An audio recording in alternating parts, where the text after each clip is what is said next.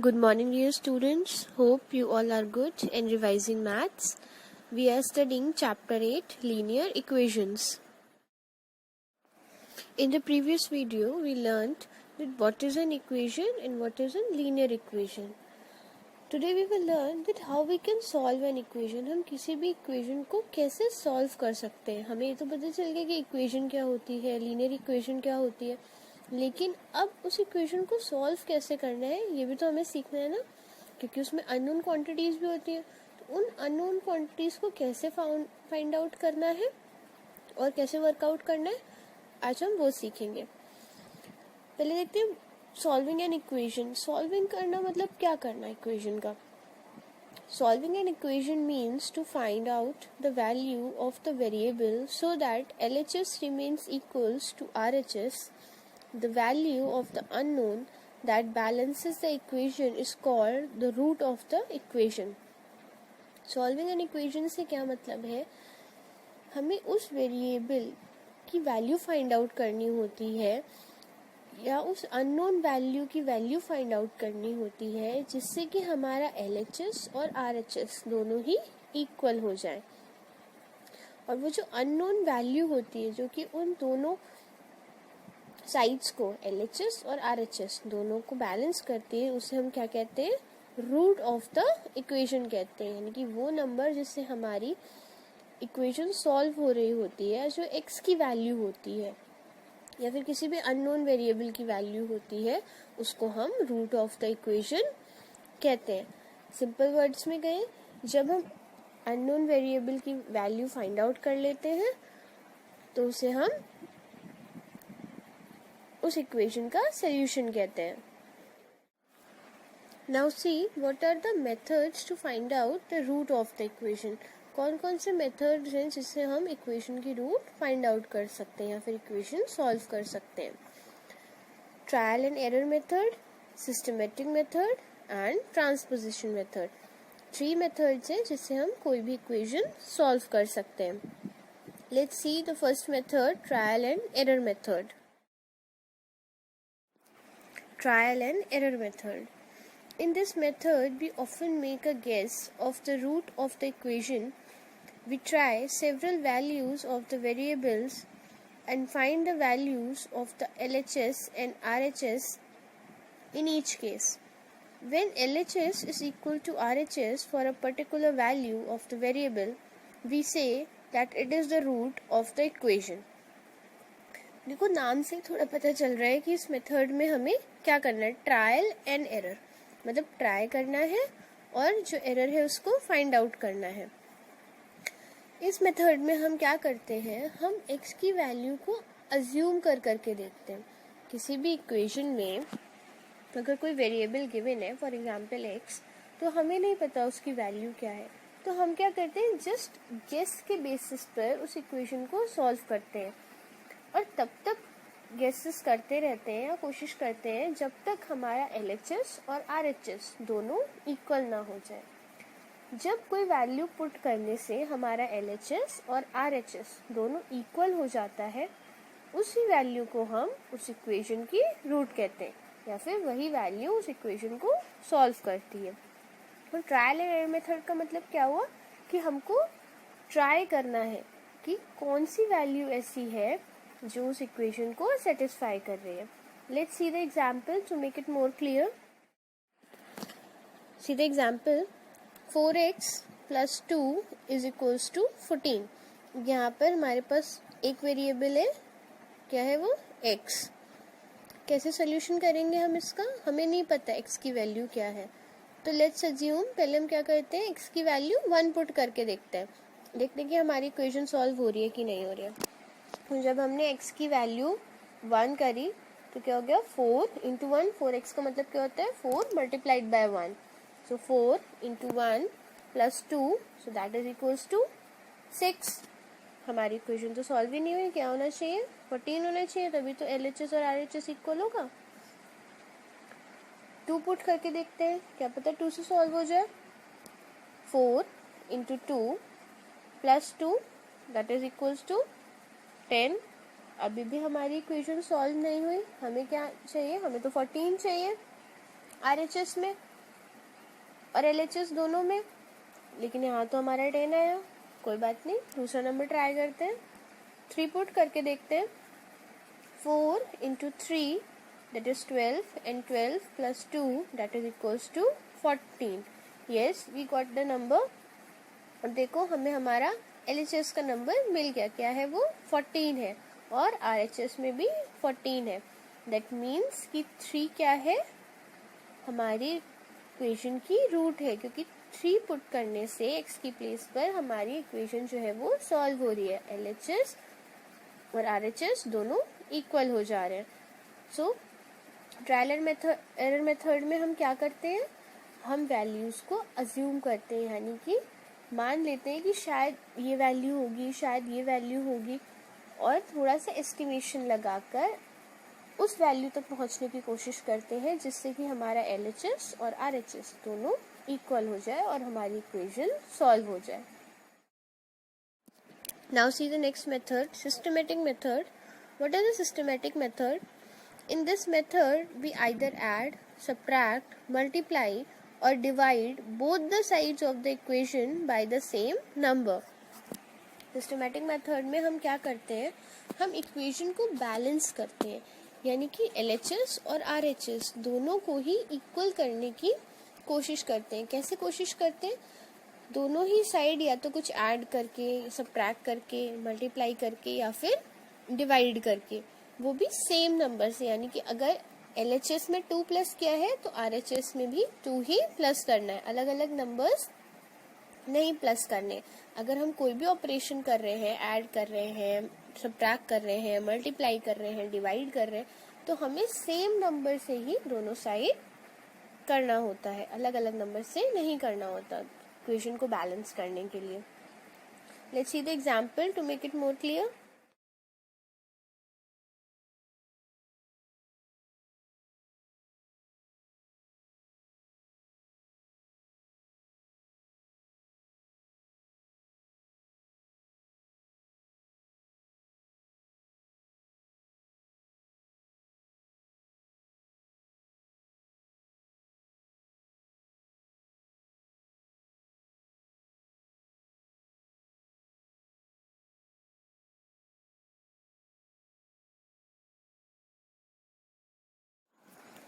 So as I told you that we have to follow some rules while solving the systematic method. तो पहला rule क्या है, we can add the same number to both sides of the equation. हमें एक same number ही equation के दोनों side add करना होता है जब हम सिस्टमेटिक मेथड से इक्वेशन सॉल्व कर रहे होते हैं, यानी कि डिफरेंट नंबर हमें ऐड नहीं करने होते हैं। See the example, x - 5 that is equals to 7। अब इस इक्वेशन को सॉल्व करने के लिए हमें कौन सा मेथड यूज करना है, सिस्टमेटिक मेथड यूज करना है। तो हम क्या कर सकते हैं, दोनों ही साइड कोई भी नंबर ऐड या सब्ट्रैक्ट या मल्टीप्लाई डिवाइड कुछ भी कर सकते हैं, पर इस रूल के अकॉर्डिंग हमें क्या करना है, ऐड करना है। तो हम क्या करेंगे, हम 5 ऐड कर लेते हैं दोनों side. So x - 5 + 5 is equals to 7 + 5। दोनों साइड 5 प्लस कर लिया, LHS साइड भी और RHS साइड भी। LHS में जब 5 ऐड किया तो क्या हो गया, -5 और +5 दैट इज 0, तो सिर्फ x बचा, और 7 + 5 दैट इज इक्वल्स टू 12। तो हमारे x की वैल्यू क्या आ गई, 12 आ गई, यानी कि 12 वो नंबर है जिससे हमारी जो इक्वेशन है वो सॉल्व होगी, या फिर 12 वो नंबर है जिसे पुट करके हमारा LHS और RHS दोनों इक्वल हो जाएगा। एक बार ट्राई भी करके देख लेते हैं। अगर x की प्लेस पे मैं 12 पुट करती हूँ तो क्या मेरी इक्वेशन सॉल्व हो रही है। So 12 - 5 that is 7 and equals to 7। LHS और RHS दोनों इक्वल हो रहे हैं ना, यानी कि जो मैंने x की वैल्यू फाइंड आउट करी है वो करेक्ट है। इस तरह से हम अपने आंसर को चेक भी कर सकते हैं कि हमने जो रूट फाइंड आउट करी है वो करेक्ट है कि नहीं है। Now see the next one, we subtract the same number from both sides of an equation. हम हमेशा सेम नंबर ही सब्ट्रैक्ट करते हैं इक्वेशन की दोनों साइड। डिफरेंट नंबर कभी भी सब्ट्रैक्ट नहीं करते हैं। सीधा example 8 + x that is equals to 3। अब हम क्या कर सकते हैं, हम कोई भी नंबर सब्ट्रैक्ट कर सकते हैं इस इक्वेशन को बैलेंस करने के लिए। लेट्स सब्ट्रैक्ट 8 सब्ट्रैक्ट करते हैं दोनों साइड, LHS और RHS। So 8 + x - 8 is equals to 3 - 8. We subtract 8 from both the sides. So 8 - 8 that is equals to 0. तो क्या बचा हमारे पास, x बचा LHS साइड, और RHS 3 - 8 that is equals to -5. तो x की वैल्यू हमारे पास क्या आई, -5 आई। यानी कि जब हम x की वैल्यू -5 पुट करते हैं तब हमारा LHS और RHS दोनों इक्वल हो जाता है। So -5 is the root of the equation. You can cross check also. 8 + -5 तो क्या हो जाएगा, प्लस माइनस माइनस, तो 8 - 5 दैट इज इक्वल्स टू 3। और हमारे RHS साइड भी क्या है, 3 है। तो LHS और RHS दोनों इक्वल हो गई ना, यानी कि -5 जो हमने रूट फाइंड आउट करी है इक्वेशन की वो करेक्ट है। Now see the next one. We can multiply both the sides of an equation by the same non-zero number. Next rule क्या होता है सिस्टमेटिक मेथड का, कि हम दोनों ही साइड सेम नंबर से मल्टीप्लाई कर सकते हैं इक्वेशन को बैलेंस करने के लिए। लेकिन हमें किससे मल्टीप्लाई करना है, नॉन जीरो नंबर से मल्टीप्लाई करना है, यानी कि ऐसा नंबर जो कि जिसकी वैल्यू जीरो ना हो, क्योंकि हमें पता है कि जीरो से कुछ भी मल्टीप्लाई करने का मतलब होता है that is zero. Something multiplied to zero that is equals to zero. तो मल्टीप्लाई कभी भी हम जीरो से नहीं करते हैं, तो हमें हमेशा मल्टीप्लाई किससे करना है, नॉन जीरो नंबर से ही मल्टीप्लाई करना है। सीधे example 5/3x is equals to -10। अब यहाँ पर हम कौन से नंबर से मल्टीप्लाई करें कि हमारी इक्वेशन सॉल्व हो जाए, किसी भी नंबर से कर सकते हैं। So let's multiply it by 3/5। 3/5 से दोनों साइड मल्टीप्लाई करते हैं। So 3/5 multiplied by 5/3x is equals to 3/5 multiplied by -10। तो 3/5 multiplied by 5/3 that is equals to 1 हो गया। तो क्या बचा, सिर्फ x बचा, that is equals to 3/5 multiplied by -10। तो क्या बचा हमारे पास, 5 2 × 10 2 हो गया, और 5 × -2, तो 5 × -2 that is equals to -6। So x की वैल्यू क्या आई हमारे पास, -6 आई। यानी कि -6 इक्वेशन में पुट कर हम इक्वेशन को सॉल्व कर सकते हैं, यानी कि RHS और LHS इक्वल हो सकते हैं। सो while putting -6 in the equation we get LHS equals to RHS. So -6 is the root of the equation. Now see the next rule. We can divide both the sides of the equation by the same non-zero number. हम equation की दोनों side किसी number से divide भी कर सकते हैं, और हमें हमेशा सेम नंबर से डिवाइड करना होता है, ठीक है। और वो सेम नंबर क्या होना चाहिए, नॉन जीरो होना चाहिए, क्योंकि any number divided to zero that is equals to nothing, meaningless होता है। किसी भी नंबर को अगर जीरो से डिवाइड करते हैं तो वो मीनिंगलेस हो जाता है। तो हमें नॉन जीरो नंबर से ही डिवाइड करना है। सीधे example 8x is equals to 24। अब किसी भी नंबर से हम दोनों साइड डिवाइड कर सकते हैं इसको बैलेंस करने के लिए। सो 8x डिवाइडेड बाई 8 से डिवाइड करते हैं, is equals to 24 divided by 8. So 8x divided by 8 that is equals to 1. So x ही बचा, and 24 divided by 8 that is equals to 3. तो x की वैल्यू क्या आई हमारे पास, 3 आई। यानी कि जब हम x की वैल्यू 3 रखते हैं तब हमारा RHS और LHS दोनों इक्वल हो जाता है। एक बार क्रॉस चेक करके भी देख लेते हैं। 8 × 3, 8x का मतलब क्या होता है, 8 × x। तो x की जगह हम क्या पुट कर रहे हैं, 3 पुट कर रहे हैं। सो 8 × 3 दैट इज इक्वल्स टू 24, और हमारे RHS साइड भी क्या है, 24 है। So 3 is the root of the equation. Systematic method में हमें बस एक चीज़ ध्यान रखनी होती है सॉल्व करते टाइम, कि हमें हमारी इक्वेशन को बैलेंस करना है. जैसे वेइंग मशीन होती है ना, उसके 2 पैन्स होते हैं, है ना. तो दोनों पैन्स को हम बैलेंस कब करते हैं? जब दोनों साइड इक्वल वेट होते हैं. फॉर एग्जाम्पल, अगर एक साइड मैंने 10 आइटम्स रखे, तो उसको बैलेंस करने के लिए दूसरे साइड भी मुझको 10 आइटम्स रखने हैं ना. अगर मैं एक साइड 10 रखूंगी और एक साइड 8 रखूंगी, तो दोनों अनइक्वल हो जाएगा, यानी कि इम्बैलेंस हो जाएगा. और मुझे क्या करना है? अब बैलेंस करना है, यानी कि दोनों बैंड्स को एक बराबर लाना है. तो दोनों ही साइड एक क्वांटिटी होनी चाहिए, एक सी सिमिलर क्वांटिटी होनी चाहिए. अगर एक साइड से मैं एक आइटम कम करती हूँ, तो उसको बैलेंस करने के लिए मुझे दूसरी साइड से भी एक आइटम कम करना होगा, तभी तो दोनों पैन्स बैलेंस रहेंगे. सेम यही हम हमारी इक्वेशन में करते हैं.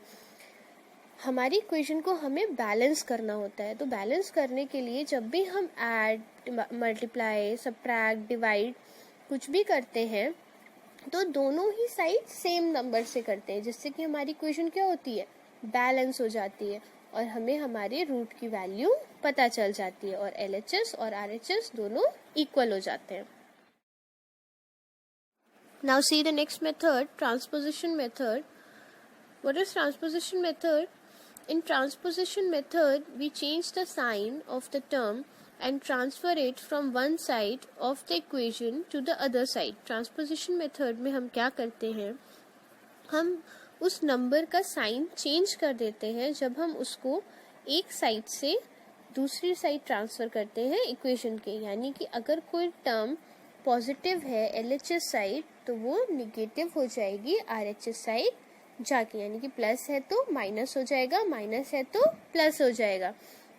मल्टीप्लाई है तो वो डिवाइड हो जाएगा, और डिवाइड है तो वो मल्टीप्लाई हो जाएगा.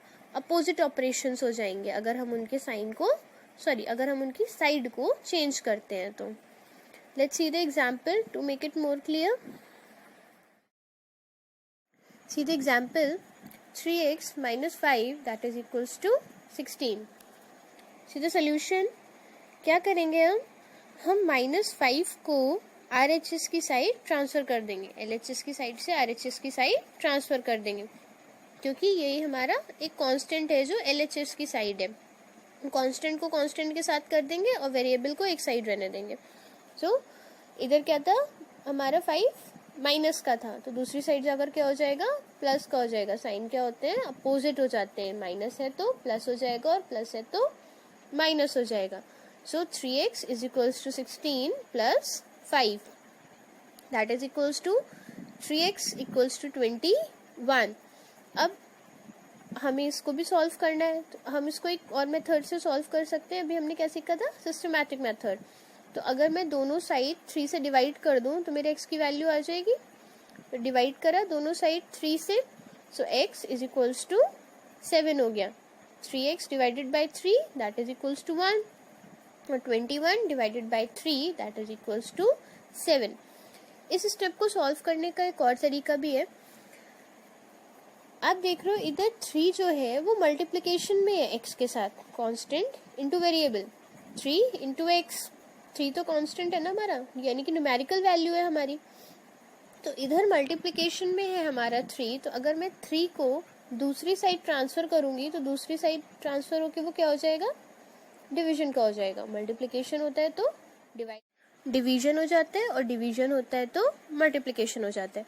तो यहाँ पे हमारा 3 मल्टीप्लिकेशन में है वेरिएबल के साथ, तो दूसरी साइड अगर इसे ट्रांसफर करेंगे, यानी कि RHS साइड अगर ट्रांसफर करेंगे, तो क्या हो जाएगा? ये डिवाइड हो जाएगा. तो 21 divided by 3 that is equals to 7. तो x की वैल्यू क्या है? 7 है. क्रॉस चेक करते हैं एक बार कि हमने जो रूट फाइंड आउट करी है वो करेक्ट है कि नहीं. सो x की प्लेस पर हम क्या करेंगे? 7 पुट कर देंगे. सो 3 into 7 that is 21, and 21 minus 5 that is equals to 16. RHS side भी क्या है हमारा? 16 है, यानी कि हमने जो वैल्यू फाइंड आउट करी है वो करेक्ट है. So today we learned the various methods of solving the equation. Hope you have understood all the methods clearly. So keep revising and practicing. Thank you.